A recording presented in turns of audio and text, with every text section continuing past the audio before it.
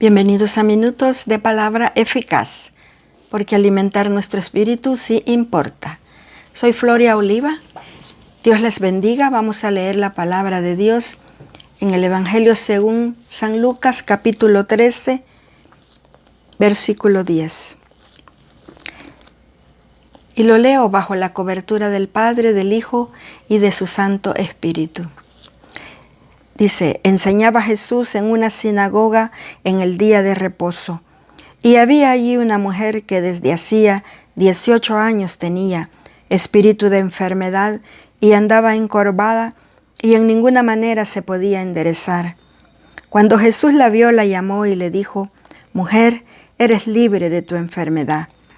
Y puso las manos sobre ella, y ella se enderezó luego y glorificaba a Dios. Pero el principal de la sinagoga, enojado de que Jesús hubiese sanado en el día de reposo, dijo a la gente: 6 días hay en que se debe trabajar. En estos pues venid y sed sanados, y no en día de reposo. Entonces el Señor le respondió y dijo: hipócrita, cada uno de vosotros no desata en el día de reposo su buey o su asno del pesebre y lo lleva a beber. Y a esta hija de Abraham que Satanás había atado 18 años, ¿no se le debía desatar de esa ligadura en el día de reposo? Al decir él estas cosas, se avergonzaban todos sus adversarios, pero todo el pueblo se regocijaba por todas las cosas gloriosas hechas por él. Amén. Hemos leído la palabra, ahora vamos a ver qué más nos va a decir Dios por medio de este consejo. Bendito el Rey. Dice que Jesús enseñaba en una sinagoga. Hoy, a través de la palabra, Jesús nos sigue enseñando para no distorsionar la gracia, para que vivamos con sabiduría y para que no perdamos la vida eterna. Jesús dice en Juan 6:63, las palabras que yo os he hablado son espíritu y son vida. Con esto nos enseña la importancia de prestar atención a nuestros oídos espirituales para tener luz todo el tiempo y para poder vencer el ataque del enemigo. La mujer tenía 18 años de andar encorvada. Caminar encorvada es una enfermedad en la columna, es como tener una joroba en la espalda, mis hermanos. Eso causa mucho dolor y afecta todos los músculos. Pero lo importante de esto, y hay que destacarlo, es que aunque a ella se le dificultaba caminar, pero ella ya tenía calculado el tiempo que le tomaría de su casa a la sinagoga. No ponía pretextos y ahí estaba puntual el día de reposo. Esperaba con gozo ese día para alimentarse de la palabra, para orar y adorar a Dios. Y ese día dice la palabra que llegó Jesús a la sinagoga.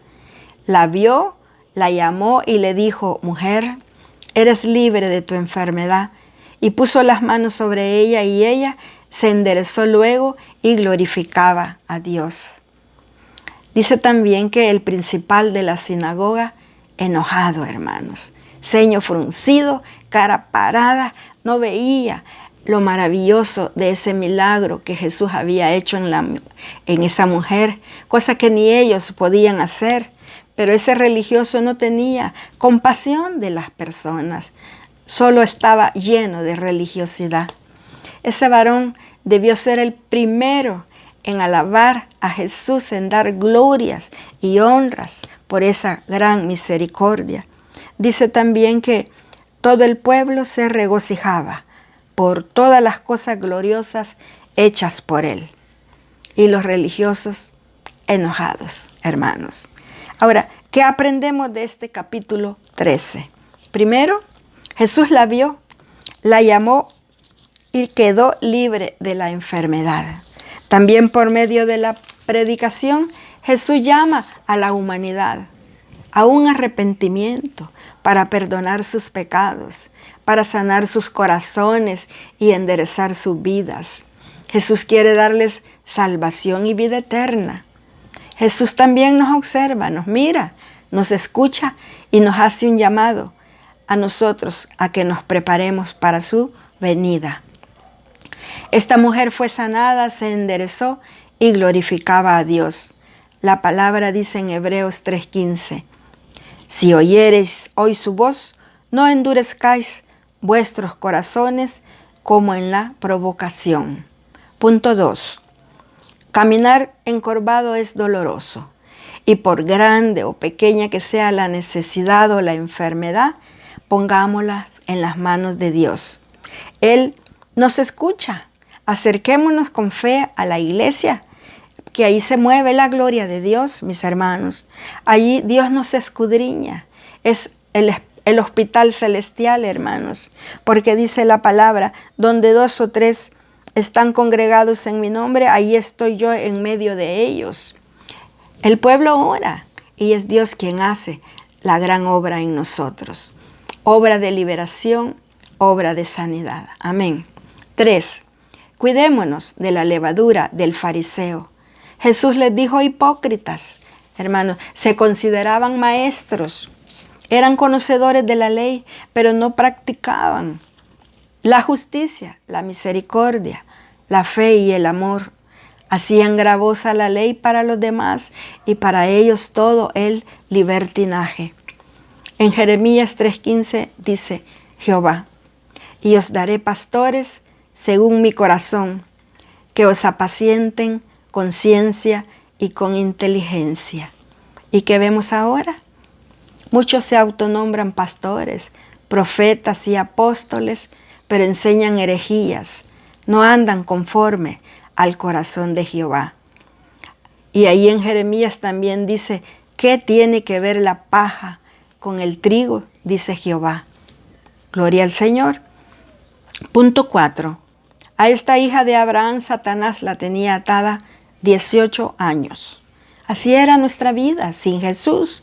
Andábamos encorvados, caminábamos torcidos en delitos y pecados, encorvados en droga, en alcohol, hermanos, en el cigarro, en el adulterio, en la fornicación, en toda clase de maldad.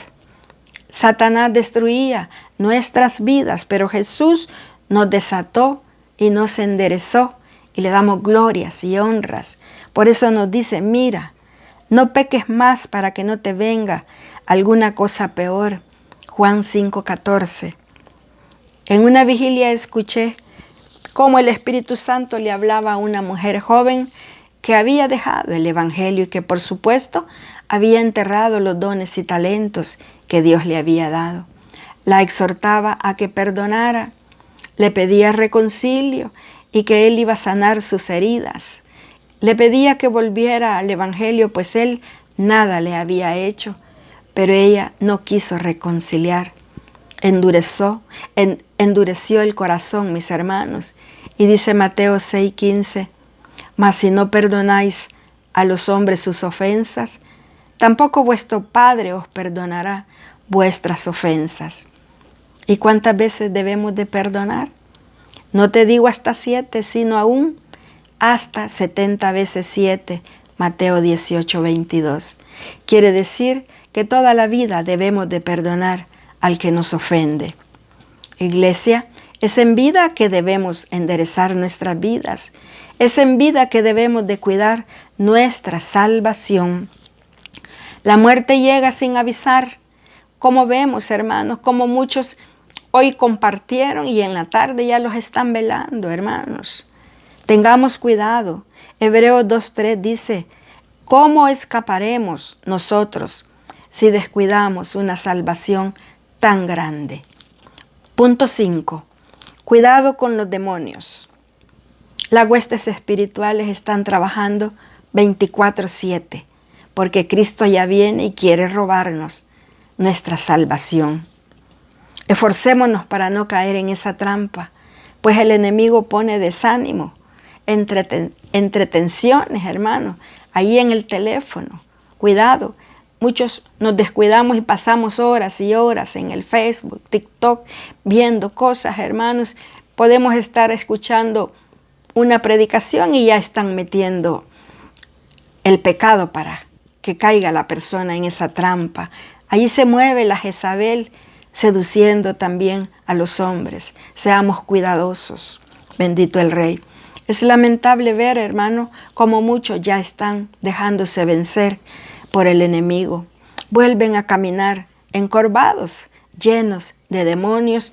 Y en 2 de Pedro 2:21 nos dice, porque mejor les hubiera sido no haber conocido el camino de la justicia, que después de haberlo conocido, volverse atrás del santo mandamiento que les fue dado.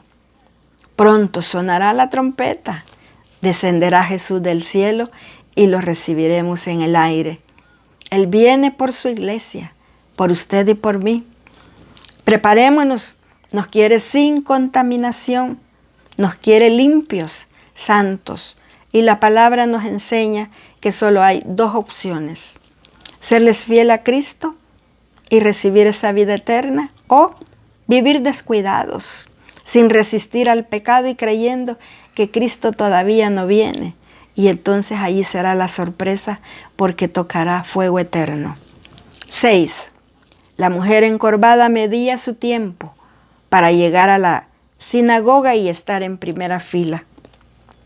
Llegaba con gozo, hermanos, para escuchar la lectura de la ley de Dios, dispuesta a orar y dar alabanzas a nuestro Creador, con su oído espiritual preparado para recibir la palabra. Ella es una mujer de fe, y ya sabemos que fe es confianza, es fidelidad, obediencia, es creer, mis hermanos.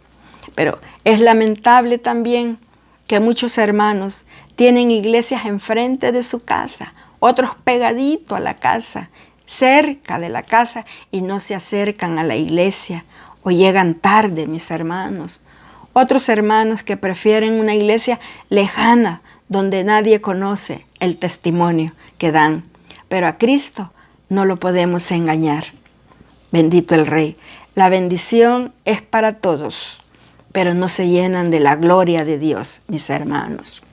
Hay un ejemplo de receptividad espiritual, de gozo y entendimiento que quiero compartir. Dice la Escritura que Ciro, rey de Persia, ofreció a los judíos la oportunidad de regresar a su tierra. Hasta le regresaron 5.400 utensilios de oro y plata que habían saqueado. Ahí lo dice en Esdras 1:11. Y comenzaron la reconstrucción, pues los muros estaban destruidos y las puertas quemadas. Claro que había oposición, pero ahí estaba Jehová ayudándolos a vencer. Cuando Esdras, el sacerdote, leyó la ley del pueblo, lloraron de gozo, dice, porque habían entendido las palabras que les habían enseñado. Ahí lo dice Nehemías 8:12. Ahora, ¿qué observamos, mis hermanos? Se predica la palabra y salimos hinchados, salimos molestos, no nos gusta la corrección. Bendito el Rey. Y ya les conté también cómo el Espíritu Santo dijo que aquí corre mucha agua y muchos se ahogan en el agua. Dice 1 de Pedro 2:1, desechando toda malicia, todo engaño, hipocresía, envidias y todas las detracciones. Y con relación a la malicia y la ropa sin decoro ni modestia, quiero, hermanos, compartir un sueño que recibí. Yo iba caminando y por detrás un varón me tocó por los hombros, y cuando lo volví a ver tenía cara de demonio y me dijo: te voy a profetizar. Mira lo que hago por las faldas pegaditas y las blusas escotadas. Y ese hombre comenzó a masturbarse. Ahora somos luz entre las tinieblas. Tenemos la luz de Cristo, somos diferentes al mundo y nuestras vestiduras son diferentes también, mis hermanos.